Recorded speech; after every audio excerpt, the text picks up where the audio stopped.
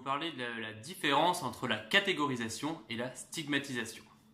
Alors pour commencer, clairement, on est tous catégorisés et on fait tous de la catégorisation d'autres personnes, d'accord? On les catégorise que ce soit par leur salaire, leur travail, leur genre, leurs opinions politiques, leur situation géographique, etc., etc. D'accord? Ce que je voulais dire, c'est que quand on catégorise ces personnes, donc quand on détermine un groupe par quelque chose qu'ils ont en commun, ce n'est pas nécessairement qu'on les stigmatise, d'accord? C'est juste qu'on veut parler de ce groupe de personnes.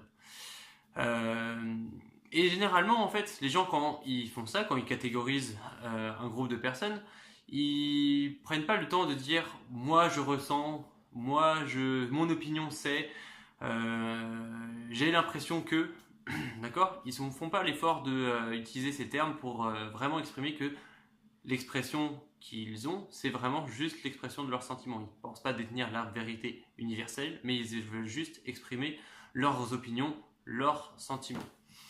Donc, si eux ne font pas l'effort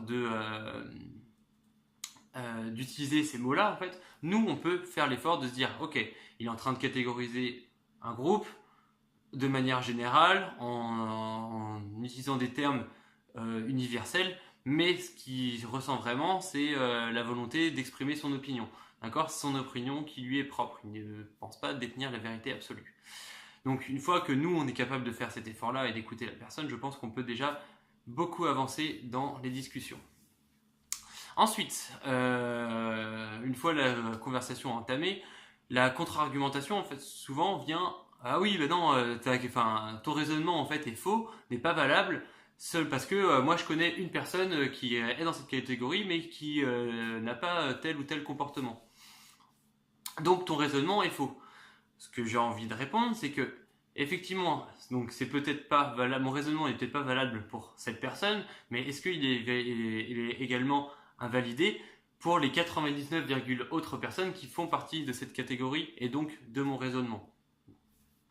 Non, je ne pense pas.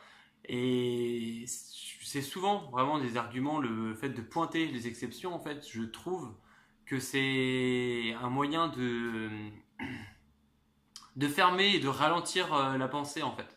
Donc du coup, de cliver la discussion, de rentrer vraiment dans une argumentation qui est de l'ordre de l'émotion, parce que souvent c'est ouais, parce que si on connaît une personne, et ben on a forcément un attachement, donc on perd forcément de l'objectivité dans nos propos.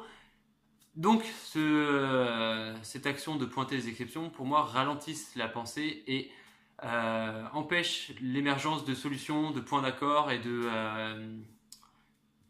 de libre-échange tout bêtement. Voilà, donc c'est tout ce que j'ai à dire pour aujourd'hui sur ce sujet. J'espère que ça vous fera avancer dans vos débats et que vraiment, quand vous écouterez ou quand vous aurez une idée à défendre, vous ferez vraiment la distinction entre catégoriser un groupe de personnes et le stigmatiser. Merci à vous et à la prochaine.